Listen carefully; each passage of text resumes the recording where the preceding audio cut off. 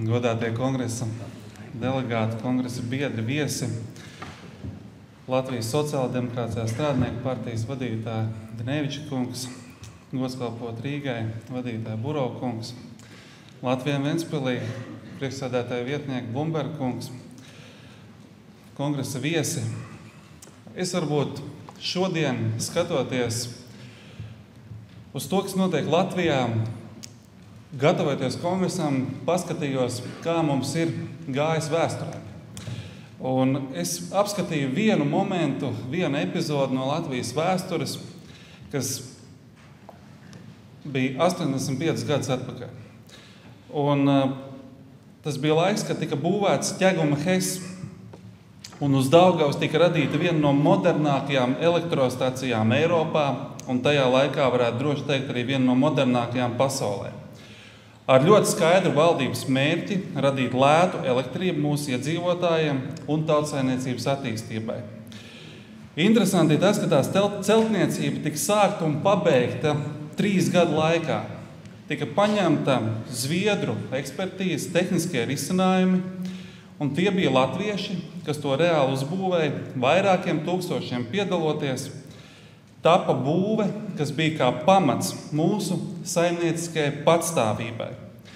No sākotnējās ieceres līdz realizācijai tas notika mazāk kā 10 gados. Tā laika ministrs prezidents Kārlis Ulmans nosprauda ļoti skaidru mērķi un virzījās uz tā izpildu. Nevienam iedzīvotājam nebija šaubas, kāpēc tiek tērēta šī nauda, nevienam iedzīvotājam nebija jautājumu par laika termiņiem, kurā tas viss ir jāpabeidz. Mērķiecīgi politiski lēmumi ar skaidru mērķi un pats galvenais ticību pašu spēkiem, nevis gaidas no ārvalstu ekspertiem vai citiem, kas nāks saviem padomiem, kā mums labāk to darīt. To izdarīja paši latvieši. Un tieši šāda politika bija pamatā Latvijas valsts ekonomiskajam uzplaukumam brīvvalsts laikā. Un ja mēs paskatāmies šodien, ja mēs paskatāmies, kas šodien notiek ar tādiem projektiem kā Rail Baltica, ir vesela virkne ekspertu, ir vesela virkne pētījums aiz pētījumiem, kas man citreiz pārsteidz, kad arī virkne latvieši, kas darbojās šajā visā projektā, viens ar otru sarunājās, sarakstās angļu valodā, un es domāju, ko viņi viens otram mēģina pierādīt, kādu ekspertīzi viņi mēģina pierādīt viens otram, darot to tādā veidā. Tā esot labā prakse, bet es uzdodu jautājumu, kāds tam visam ir rezultāts. Un, diemžēl, mēs šodien redzam rezultātu, mēs redzam, kā tiek iedzīts pāles Daugavā, bez skaidra mērķa, ko ar to visu tālāk darīt. Mēs redzam to, ka pie lidostas turpina būvēties virzienā, kam valdība pat kā ir skaidri pateikusi nē, ka tas virziens netiks atbalstīts, bet būvdarbi spītīgi turpinās. Ir patstāvīgi pieaugoši rēķini, ir uzņēmēji, kas mūsu latviešu uzņēmējs izmanto kā savu darba spēku, piesaista ārvalstu advokātus, kas izstāda profesionāls rēķinus, un rēķini ir ar pieaugošu dinamiku. Un mēs to visu noskatāmies. Un, protams, rodas jautājums, kur ir palicis tas pragmātisms, izlēmība, kāda bija mūsu senčiem, kad tie dibināja mūsu valsti. Kur ir palikusi tā saimnieciskā domāšana un no kurienes visapkārt ir saradušies tik daudz spriest gribētāji, domātāji par lietām, par to, kas jādara, apspriež, kā vajag vai nevajag. Tā vietā, lai palīdzētu radīt jaunas vērtības, ražotnes, mājas, darba vietas mūsu cilvēkiem, katrs solis, kur mēs pasparam, ir jānomēra, jāizrunā, jāpakonsultējās. Kamēr visi runā, tas mērķis bieži vien jau palicis blāvs, un pēc kāda laika jau neviens vairs neatcerās, par ko vispār viss ir tik aizsākts. Diemžēl idejas radītāji bieži vien jau novirzās uz citām idejām. Un kas to būtu domājis? Kad dienas beigās tajās tukšajās vietās paliek tie, kas apspriež un teoretizē par to, vai kaut ko vajag vai nevajag attīstīt. Es uzdodu sev visu laiku jautājumu, kas ir tie visi ar šīm te procedūrām, kas no kurienes viņi ir saradušies ar visiem šiem daudziem gudro vārdu virknējumiem. Startautiskā pieredze, klimata standarti, reputācija. Es varu turpināt šo vārdu uzskaitījumu. Bet vai šo vārdu lietotāji ir gatavi uzņemties atbildību par apkārt valdošo neizlēmību un ātrumu? Un šo gudro teorētiķi ir tik daudz, bet, diemžēl, ir tik maz darītāji. Dažkārt klausoties šajās runās, arī es esmu iekritis. Un man ir bijusi sajūta, ka Rail Baltica projekts jau tiks pabeigts nākošais gads. Man ir bijusi sajūta, ka Rail Baltica iztiks bez valsts atbalsta. Man ir bijusi tāda sajūta. Bet šodien mēs redzam citu realitāti. Dienas beigās realitāte ir daudz vienkāršāka, kā mums šķiet. Ir vai nu cilvēki, kas spēj tikt galā ar uzdoto uzdevumu, vai nu nespēj. Neskatoties uz visiem gudriem vārdu virknējumiem, ko viņi ikdienā pauž, vai nu tu vari, vai nu tu nevari. Un, protams, ja mēs redzam to pašu Rail Baltica, kurš gadu noslēdz ar zaudējumiem vairāk kā 100 miljonu, ir pilnīgi skaidrs, ka uzņēmuma vadītājs netiek galā ar viņam uzdotiem pienākumiem. Un neskatoties to, ka ir bariem cilvēki, kas staigā apkārt un stāsta, ka tas ir ok, es zinu, ka mēs šeit, šajā zālē, labi apzināmies, ka tas nav labi, tas nav ok. Un to mēs nevaram pieņemt. Mēs arī piedzīvojam milzīgu neusticēšanos mūsu cilvēkiem, un tas ir apusēji. Neusticās gan varai, gan, diemžēl, vara neusticās saviem cilvēkiem. Un kā gan mēs gribam, lai kaut kas varētu mainīties? Mums ir uzņēmēji, ar kuriem novados lepojās. Mūsu rindās ir uzņēmēji, ar kuriem novados lepojās. Mēs redzam šeit tos daudz, katrā no šīm rindām mēs varam redzēt kādu spilgtu uzņēmēju, novada mēroga, Latvijas mēroga. Piemēram, mūsu uzņēmējs Dairis Kandels, kas nu pat kā dabūjis robežu novada atzinību kā gada uzņēmējs. Mums ir Normons Audzišs, kas ir dabūjis arī nacionāla līmeņa atzinības kā uzņēmējs. Bet, kad mēs ar viņiem runājam, kad mēs tiekamies un apspriežamies dažādos formātos, un kad viņi mums stāsta tos pārdzīvojumus, ar kuriem viņi saskarās ikdienā, es sev uzdodu jautājumu, kāpēc mēs pret viņiem tā izturamies, kāpēc valsts viņiem nodara tik daudz pāri, kāpēc tiek uzdoti tik daudz jautājumu, kāpēc ir tāda neusticība, kāpēc tas viss ir vajadzīgs, kāpēc mēs nevaram no tā visa atteikties, no kurienes tās prasības.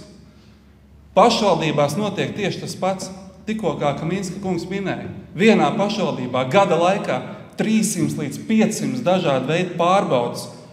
Un visa tā pamatojumā tiek likti daudz gudru vārdu virknējumu, kāpēc tas ir vajadzīgs. Caurspīdīgums, pārbaudas un vēl. Cik mēs tālu tādā veidā varam iet? Dienas beigās mēs visi par to maksājam. Mēs to maksājam caur nodokļiem, bet kas ir pats skumjākais tajā visā? Mēs maksājam arī ar iekavēto attīstību. Mēs maksājam par to visu ar iekavēto attīstību. Tā vietā, lai uzņēmējs domātu par savu uzņēmumu attīstību, viņš domā, kā atrakstīties kārtējai valsts iestādē, lai domātu, kā pašvaldībai palīdzēt risināt saviem cilvēkiem samilzušās problēmas. Viņiem jāpieņem darbā cilvēki, kas sarakstās ar valsts pārvaldi un palīdz atbildēt uz valsts uzdotiem jautājumiem. Šī savstarpējā neusticība ir jāizbeidz. Mums ir jāuzticās vienam otram, mūsu cilvēkiem, mūsu uzņēmējiem un arī valsts pārvaldē savā starpā, valsts iestādēm un pašvaldībām.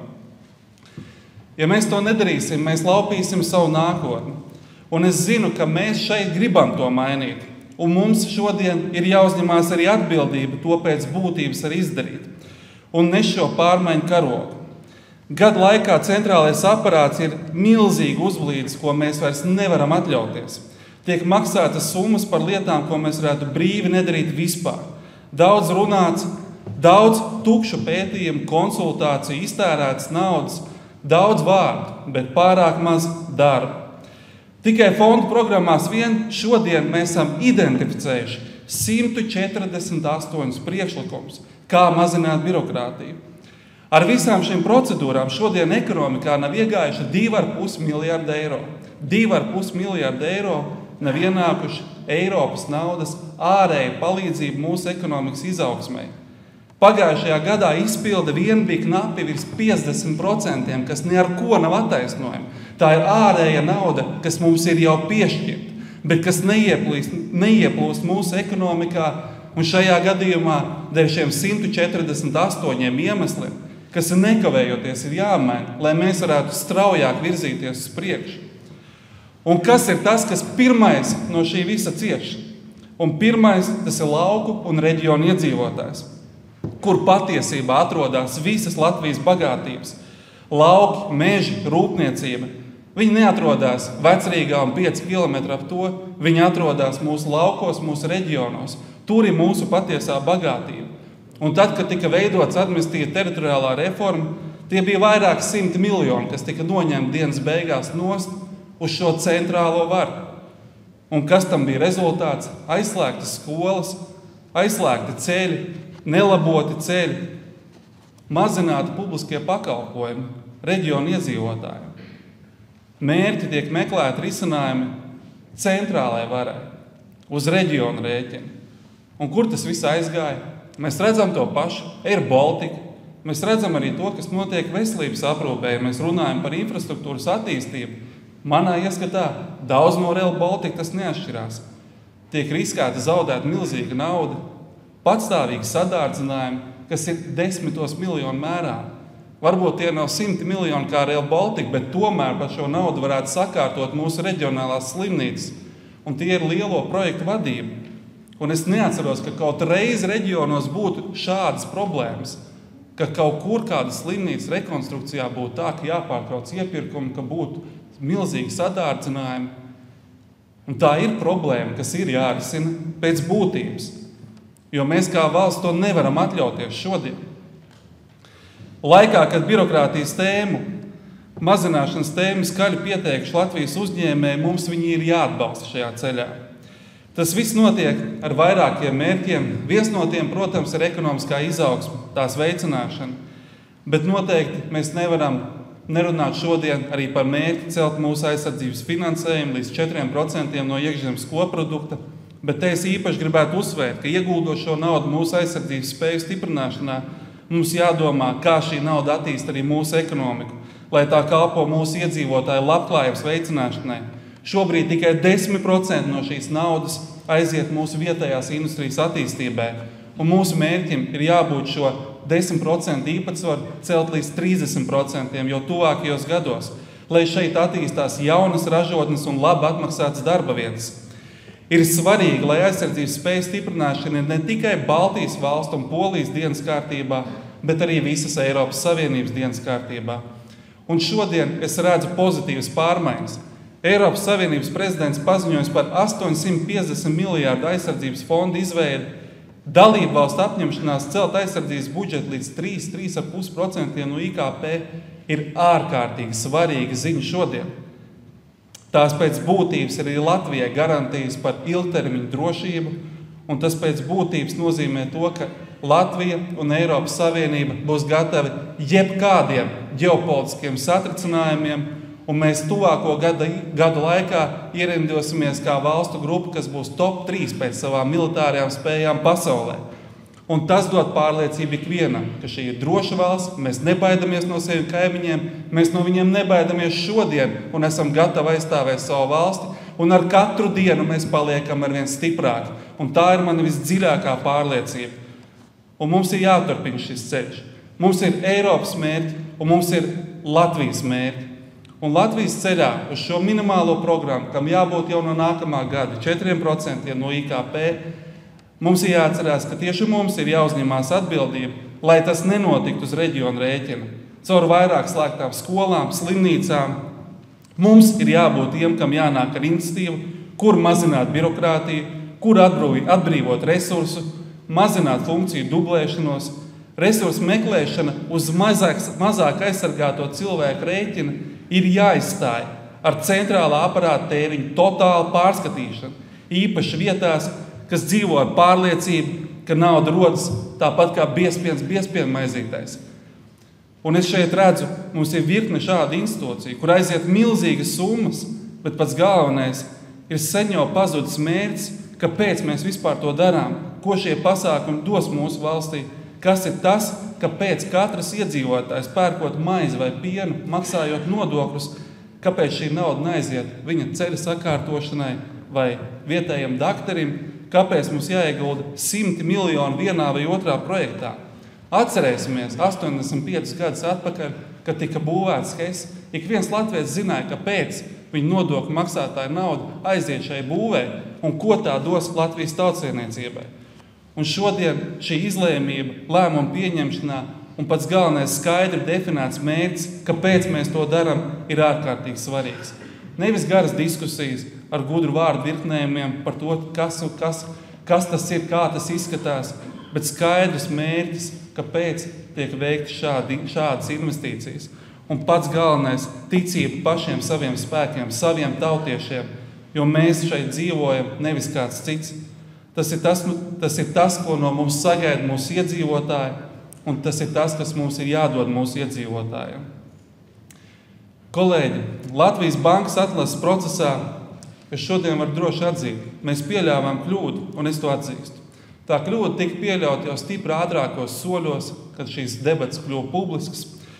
Un, diemžēl, šis viss pārvērtās par ļoti garu un mokošu procesu, kas nekādā veidā nedemonstrēja valdības rīcības spēju un izlēmību. Dārgas kļūdas, no kurām ir jāmācās. Un mēs arī to darām. Un valdības restarta laikā mēs no šīm kļūdām bijām guvuši pieredzi, un šīs kļūdas vairs neatkārtojām. Un tieši ZZS nostāja, kas skaidri iezīmēja savas pozīcijas, kandidātu, un pats galvenais neiesaistījās krēslu dalīšanā un dažādās politiskajās intrigās, kur mūs mēģināja ievilkt, šo procesu ļāva noslēgt ātri, un ja mēs to nebūtu darījuši, es domāju, mēs jau šodien diskutētu par to, kurš ir labs ministrs un kādu ministrijas portfeli pienākās ieņemt kādai no partijām. Tieši mūsu izlēmība ļāva šo procesu noslēgt laicīgi un ātri. Šīs grūstās mācības mums parāda, ka ejot uz priekšu mums ir daudz stingrāk jāuzstāj uz savu pozīciju. Mēs nedrīkstam piekāpties jautājumos, par kuriem esam pārliecināti. Tieši tas būs stabilitātes garants, un mūsu nepiekāpšanās neļaut virzīt sliktus jautājumus, pat tad, ja viņi ir skaisti iepakoti.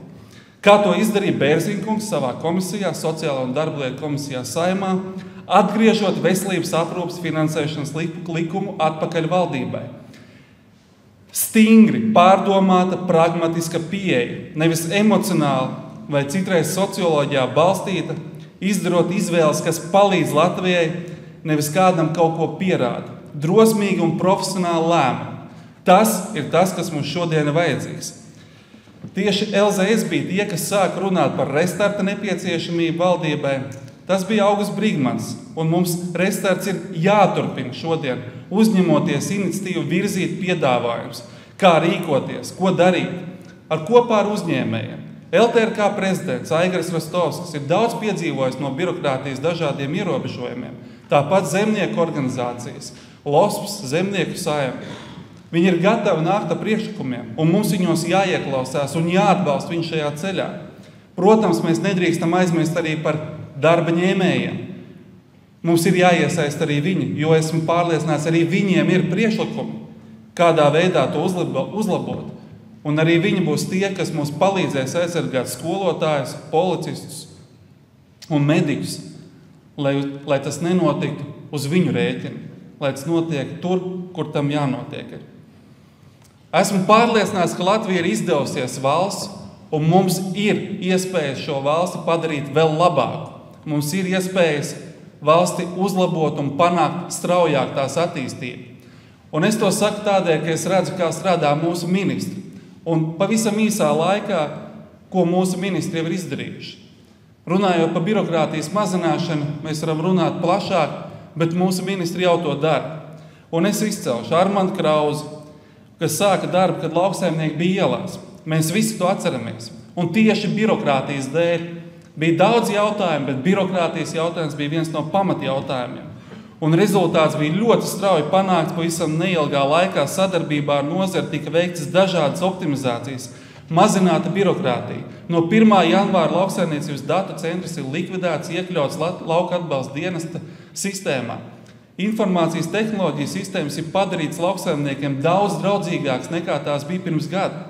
Nozara no totāla bardaka, kur tā bija, ir nonākusi pie daudz maz kārtības. Es nenoliedzu, ka ir vēl daudz darāmā, bet redzot Armanda apņēmību birokrātijas mazināšanā, esmu pārliecināts, ka šis darbs turpināsies. Tāpat turpināsies arī darbs pie tā, lai pārskatītu zaļā kursa prasības atbilstoši Latvijas ekonomiskajām interesēm un pārskatīts neapšaubām politika, kas novedus pie tā, ka Latvijas pārtikas preču īpatsvars veikalos nav tāds, kā mēs to visi sagaidām. Un esmu pārliecināts, ka kopā strādājot, mēs šo tendenci mainīsim. Tāpat arī mūsu kolēģis Kaspars Melns neilgā laikā no ministrijas, par kuras jēgu bija grūti saprast, kāpēc vispār tāda ir izveidota, pārveidoja to par ministriju, kurai ir jēga un būtība ar saturu, kuru ārvalstu investori pagājušajā gadā ir atzinuši kā vienu no labākajiem valdības sadarbības partneriem, kur atslēgšanās no Brela sistēmas notika tā, ka neviens no mums to pat nepamanīja. Profesionāli, bez pompozas izrādīšanās, ar atbildību pret valstu un tās drošību.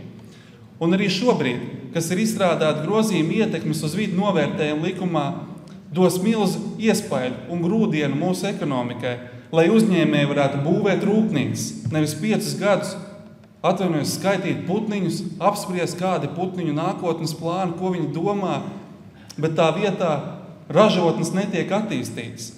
Neapšaubām arī tas ir svarīgi un tas ir jādara, bet visam ir savas vietas. Un šis birokrātiskais futbols vienkārši ir jāizbeidz. Un tieši Kaspar izstrādātais un virzīgais likums ietekmes uz vidu novērtēšanas jomā būs pamats tam, lai šī sistēma arī tiktu sakārtot. Tāpat mūsu kolēģis Uldis Auguls veica reformas sociālajā jomā, kādas seniori bija gaidījuši vairāk kā 10 gadus. Indeksācijas neapliekamais minimums no 500 uz 1000 eiro šo stāstu varētu uzskaitīt. Izstrādāts arī tika demogrāfijas problēma risināšanas plāns, pie kā šodien mums ir stingri jāpieturās. Bet Ulda profesionālitātes piemērs bija viņam veltītais nozares atbalsts gan no Barčas kundzes, Ķera kunga, Baldzēna kunga un citiem nozares līderiem, tuvākiem partneriem. Mēs dzirdējām pensionāru domas par protestiem, Ulda atbalstam, bet mēs nedzirdējām neko par izglītības darbinieku pieteikto streiku. Mēs tos nedzirdējām. Mēs arī nedzirdējām, ka tranzīta biznesa nozara būtu sašutusi, ka viņa ministrs tiek noņemts. Mēs dzirdējām pārmetums par to, ka tiek noņemts profesionāls ministrs, kas bija Uldis Auguls. Un tas arī apliecina to, ka šis lēmums nebija nevis darba apliecinājums, bet lēmums bija politiskā balansa meklējums nevisai vieglajā situācijā. Bet nemazāk svarīgs darbs, ko es gribētu izcelt, ko Uldis bija izdarījis, viņš bija strādājis ilgus gadus ar savu komandu. Un tieši Uldis bija izaudzinājis daudzu gadu garumā Reinu Uzulnieku, kurš neapšaubām, jūs visi bijāt tam liecinieki, spilgti sev pieteica kā profesionāls ministrs, kurš gatavs strādāt, turpināt iesāktos darbus ar skaidru mērķi, zina, ko darīt un dara to jau no pirmās dienas, bez jebkāda ieskriešanās laika un sevi pieteicis, manuprāt, ļoti spilgti kā jauns līderis. Neapšaubāmi Daiga Mieriņa, kas profesionāli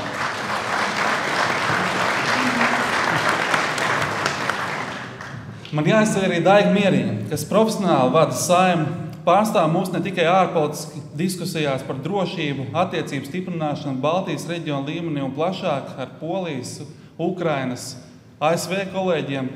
Daiga minēja, bet es tomēr gribētu izcelt, ka šajā starptautiskajā situācijā ar strateģiskiem partneriem neviens cits spīkers ar Maiku Džonsonu vai citu ASV spīkeri iepriekš vēsturē nebija ticies. Tā bija Daiga, kura panāca šo tikšanos un tikās ar ASV spīkeri. Nevienam iepriekš tas nebija, un to nevajag novērtēt pārāk zem. Tas tomēr ir augsts diplomātisks sasniegums, kas notika Daigas vadībā.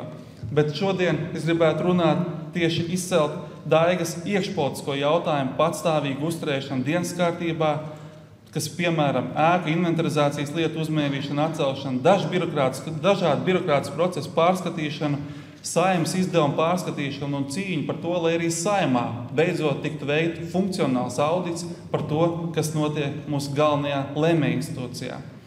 Un Daiga šiem jautājumiem velta ļoti lielu uzmanību, un es saku milzīgi paldies par viņas darbu.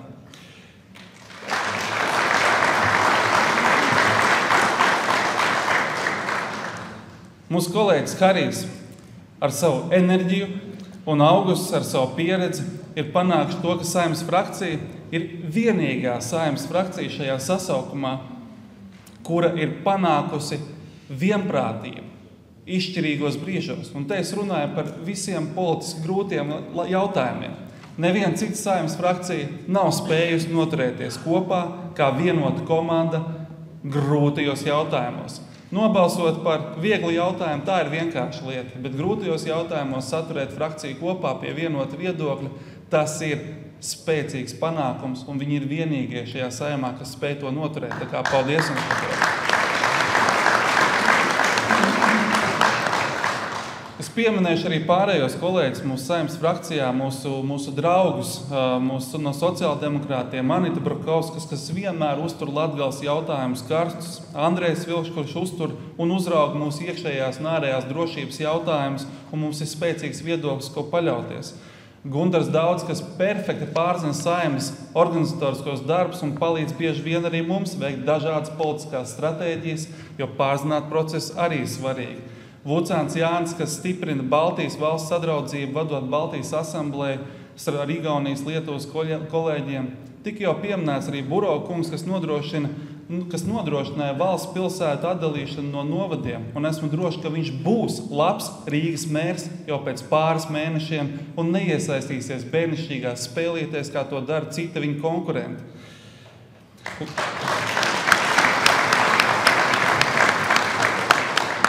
Ligita Gintere, demogrāfijas jautājuma atbalsta punkts valdībai Saeimā pilnīgi noteikti. Juris Jakovins, kas liek ikvienam pasvīst, kad iet runa par tautsaimniecības jautājumiem, un kas šeit īpaši ar savu īpašo dakteru viedokli šajos jautājumos.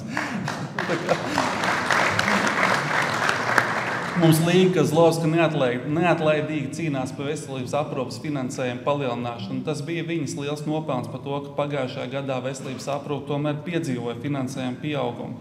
Līga Kļaviņa, es domāju, ir vienīgā saprāta balss Saeimā par izglītības jautājumiem un arī patstāvīgs dzinulis Saeimas frakcijā, atgādinot mums visiem ministriem, Saeimas priekšsēdētāju kolēģiem, neskatoties uz ieņemiem amatiem, ka vēlēšana solījumi ir jāpilda un patstāvīgi mums tos atgādina un dzen uz priekšu. Tā kā tas ir svarīgi, tas ir ļoti svarīgi.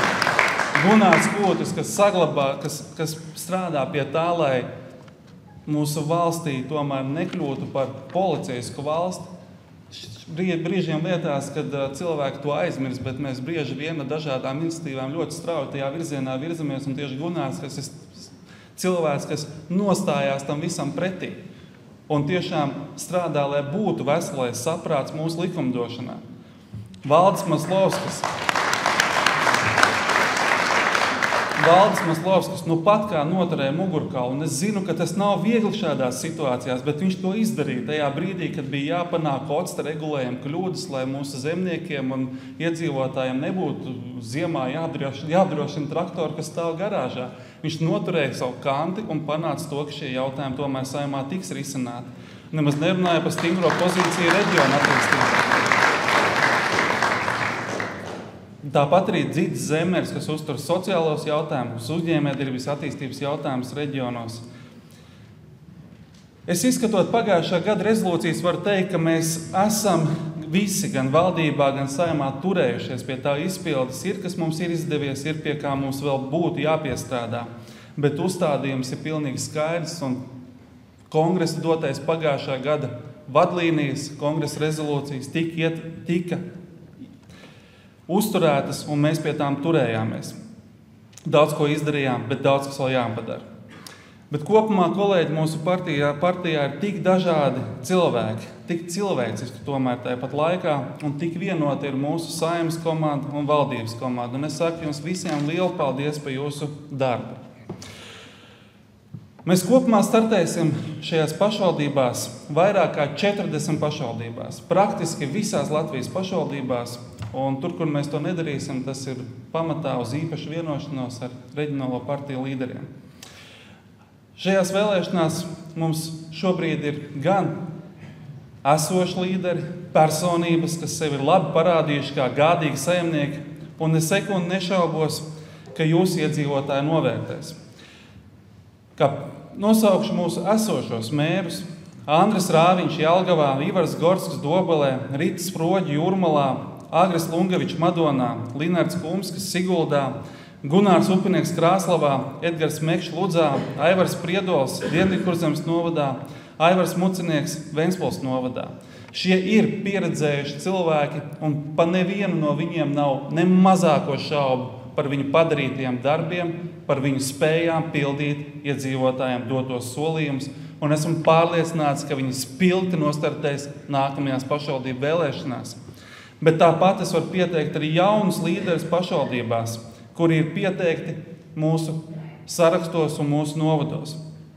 Piemēram, Jačeslavs Dubrovskis Rēzeknes pilsētā, Vugars Ecmans Valmieras pilsētā, Alens Horsts Salprastos, Miks Balodis Salaspilī, Reinis Lītis Augšdaugavas novadā, Ainārs Mežols Smiltenē, Gatis Miglāns Ādažos, Ingus Zālīts Jelgavas novadā, Ilona Virza Bauskā, Gunārs Bābris Gulbenē, Jānis Goba Cēsīs. Es šo sarakstu varētu vēl turpināt, un mēs noteikti organizēsim atsevišķu pasākumu, kur mēs iepazīstināsim ar visiem Latvijas pašvaldību saraksta līderiem, bet šodien, skatoties uz šiem vārdiem, uz šīm personībām, esmu vairāk kā pārliecināts, ka šie cilvēki, kam ir izpratne par iedzīvotāju vajadzībām, darba spars, tas ir tas, kas nepieciešams, ne tikai idejas, bet arī zināšanas un prasmes, kā šīs idejas īstenot. Tādi ir zemsavieši. Nevis smukas bildes svētkos, bet risinājumi sociālajā jomā, izglītībā, tautsaimniecībā, kur darbos iedzīvotāji var rēķināties, ka šiem zemsaviešiem būs arī kopīgs atbalsts darbiem ar valdībā un saimā. Sadarbojoties ar mūsu pašvaldību cilvēkiem, visiem kā vienotā komandā problēmu risināšanā. Un pašvaldību vēlēšanas mums visiem ir svarīgs. Tas būs pamats, ko mēs liksim tālākajās vēlēšanās, lai varētu pildīt vēlētājiem dotos solījumus. Un ik viens, kas startē pašvaldību vēlēšanās, var rēķināties ar mūsu visu atbalstu. Kolēģi un draugi, pat kā jau būs pagājuši pāris gadi, un es esmu tomēr jauns partijas vadītājs. Esmu arī jauns ministrs, un es nekad šos darbus neesmu darījis. Un es varu droši apgalvot, ka šīs lietas nevar apgūt iepriekš mācoties kādā īpašā skolā vai izlasot kādu īpaši gudru grāmatu.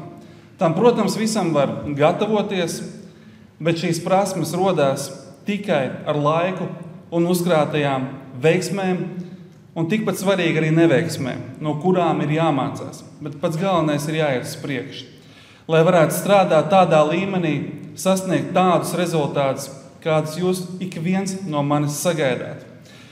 Paldies maniem kolēģiem, maniem vietniekiem Daigai un Armandam, paldies visai partijas valdē, ka jūs atbalstāt mani šajā ceļā.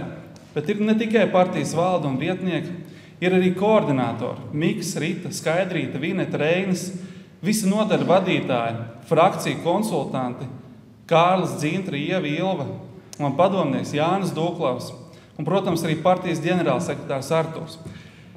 Paldies jums visiem par to atbalstu un par to darbu, ko jūs dariet partijas labā, ikdienā, brīvdienās, vēlos vakaros, agros rītos. Un mans darbs bez jūsu atbalsta šeit nebūtu iespējams. Un es jums saku milzīgi paldies par to atbalstu, ko jūs man esat snieguši kā partijas vadītājiem. Paldies jums!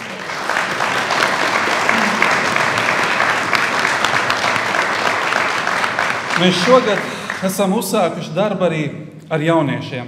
Un pirmie te 20 jaunieši jau ir pievienojušies mūsu partijai, bet mūsu mērķis līdz vasarai pārsniegs 100. Tāpēc es aicinu visus atbalstīt un pievienoties, palīdzēt Kasparam, palīdzēt Renāram, Jauno līderu akadēmijas projektu ietvaros ar uzdevumu šo mērķi sasniegt. Un es ticu, ka tas ir paveicams. Bet, ja mēs runājam par Jauno līderu akadēmiju, tad es redzu un esmu novērojis, ka nodaļās mums ir ģimenes. Mums ir vīrs un sieva, bet ne tikai tas ir svarīgi. Ir svarīgi tas, ka ir biedri jau, kas veidojās paaudzēs. Un es gribētu īpaši uzcelt, piemēram, Lienes Zamlovskas Kazikovas dēls Jaroslavs mums ir partijā, Aijas Staškovas meita Evelīna, Edgara Mekša meita Amanda, Arvīda Zelča mazdēls Kristers, Viktora Kalana dēls Valērijs, Vijas Stepānovs meita Ieva. Un ejot uz šīm jauno līderu akadēmijas šīm lekcijām, esmu redzējis arī citu mūsu biedru jaunās atvases, kas vēl nav biedri, bet esmu droši, ka šis uzskaitījums nākošais gads paliks vēl kuplāks un mūsu partija kļūs vēl bagātāka.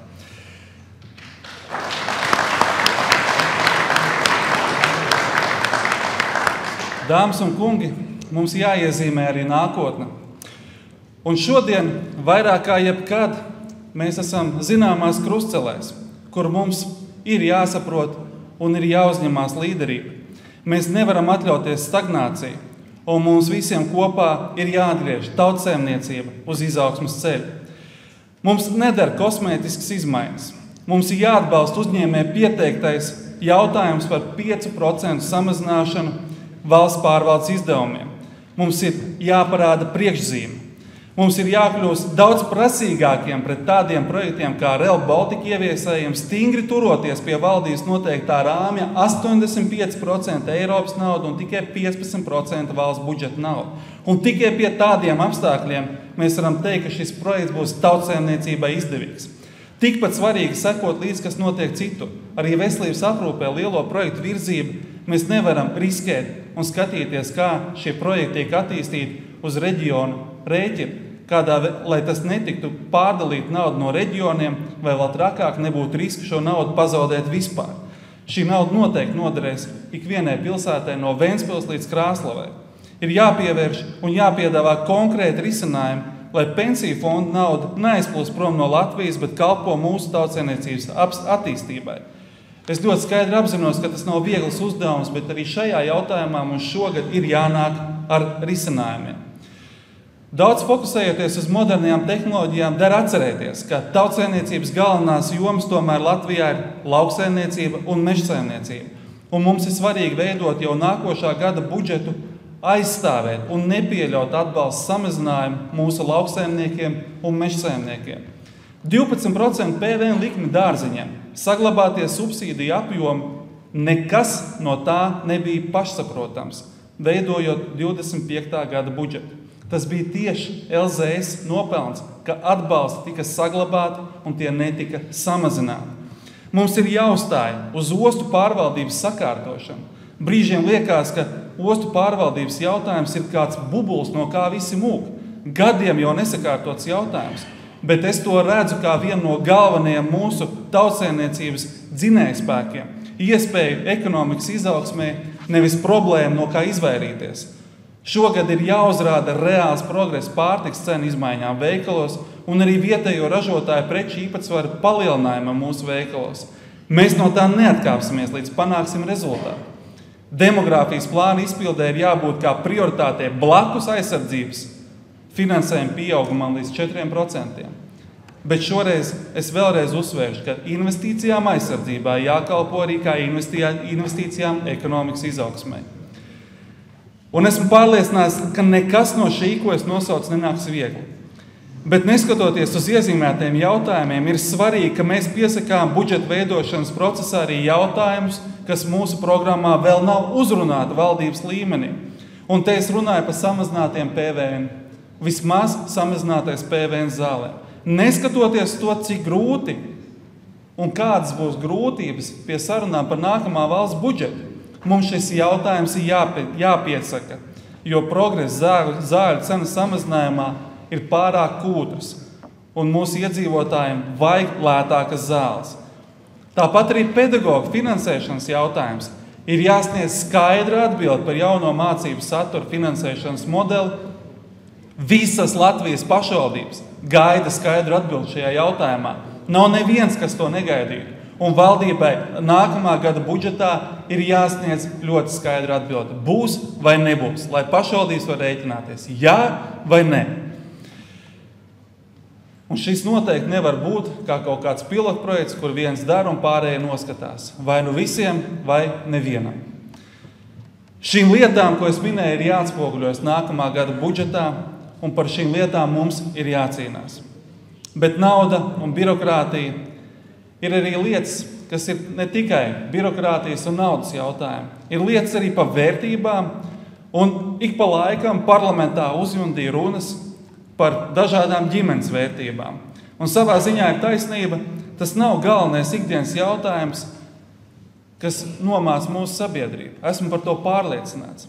Bet tajos brīžos, kad valdībā virza jautājums par to, ka šodien pedagogiem obligāti būs jāapmeklē seksuālās izglītošanas kursi tā vietā, lai stiprinātu zināšanas tehnoloģiju jautājumos, šo mēs novērsām. Pedagogi bija sašutuši. Bet tas tikai norāda to, ka tomēr parlamenta līmenī zināms rāmis ir jāuzliek. Un mums šis rāmis ir jāpiedāvā, lai mums nebūtu patstāvīgi jāķer ārā dažādas iniciatīvas, kas bieži vien iezogās ministriju koridoros. Tāpat arī prezidenta rosinātie grozījumi par prezidenta pilnvaru palielināšanu šobrīd ir Saeimas komisijās, un tas mums uzliek pilnīgi noteikti par pienākumu rosināt arī diskusiju par tautas vēlētu prezidentu, kas mums ir jādara. Darbs ir daudz, un nekad neviens nav teicis, ka šis būs viegls laiks. Un es šodien visiem saku, nebūs viegli. Un mums būs daudz jāstrādā. Bet darot to, atcerēsimies tos daudzos cilvēkus, kas uz mums paļaujas, kas jūtas sadzirdēti un kuriem mēs spējam piedāvāt risinājumu viņu ikdienas problēmām, un esmu droši par ikvienu zemsavietu, kurš nāk talkā un piedalās pašvaldību vēlēšanās. Es paļaujos uz jūsu spējām, zināšanām, rīcības spēju izdarīt, nevis tikai runāt. Latvijai ir vajadzīgi darbi, Latvijai ir vajadzīgi cilvēki, kas nebaidās smagi strādāt. Un zemsavieši tieši tāda arī ir. Un esmu pārliecināts, ka mēs izpildīsim sevis nospraustos mērķus, un cilvēki to novērtēs. Paldies jums par jūsu atbalstu, un lai Dievs svētī Latviju. Paldies!